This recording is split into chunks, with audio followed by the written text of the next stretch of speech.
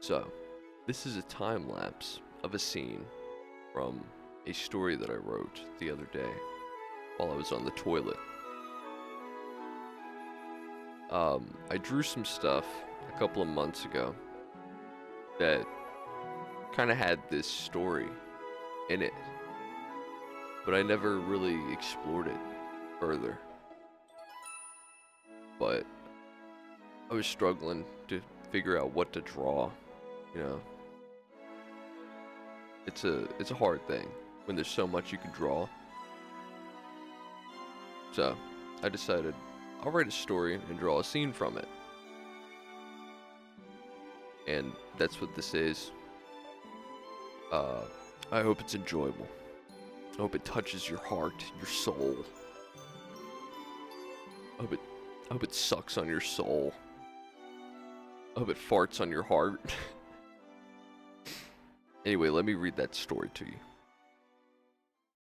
Tina and Jermaine were lounging in the living room of their spacecraft. They both were watching videos of plants growing really sped up when all of a sudden, an advertisement for Grand Slam Pizza interrupts their thrilling televised experience. The sight of stringy cheese ass slot pizza got them howling for a slice. Tina looks longingly at her beloved skeleton companion. He whips his head to face her, empty eye sockets revealing no emotion whatsoever, coldly, blankly gazing at her for a few seconds.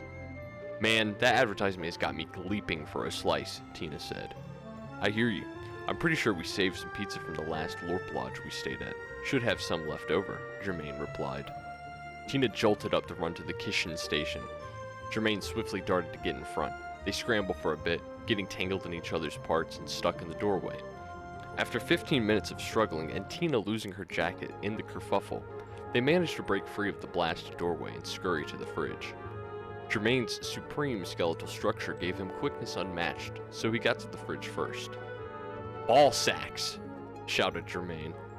Tina felt her stomach gurgle and groan. She feared the worst. "There's only one slice left, Tina," Jermaine said in a tone revealing entitlement to the slice. "No, man, it's mine," Tina whispered in challenge. "Tina, for the love of God, it's my slice. Can't you tell I'm ravenous, Tina?" Tina hunched forward apishly for inspection, giving Jermaine a couple of up and downs. "I'm not playing this game with you, Jermaine. I must have that slice." "How bad do you want it? Because it sounds to me like we need to compete for it." "Fine, Boner. We'll settle this," Tina accepted.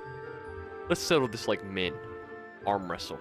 First to 3, Jermaine proposed. "I hope you're ready to have your bony ass arms snapped, Jermaine. I hope you're ready to watch me savor that pizza, Tina." Tina stomped into her seat and Jermaine crackled his way into the opposing seat of the dining table. The first 2 rounds went to Jermaine. He used his skeletal speed against Tina's retarded reflexes and slammed her hand down quicker than she could blink. Tina then caught on to his game and won the next 2 rounds by making sure she was squeezing his hand harder before the round started, also making sure her glutes were tensed as well. Down to the tiebreaker, they were just about to begin before Jermaine suddenly screeched out, "Tina, the slice!" Jermaine pointed behind Tina frantically. Tina shook her head. "That trick won't work on me, Jermaine. I know what you're trying to do." "No, really, Tina, the gnome!" Tina whipped her head around to see. Lo and behold, the nasty gnome was nibbling on the last remnants of pizza crust. Caught up in the heat of battle, neither Tina nor Jermaine was aware enough of their surroundings to spot the gnome until it was far too late.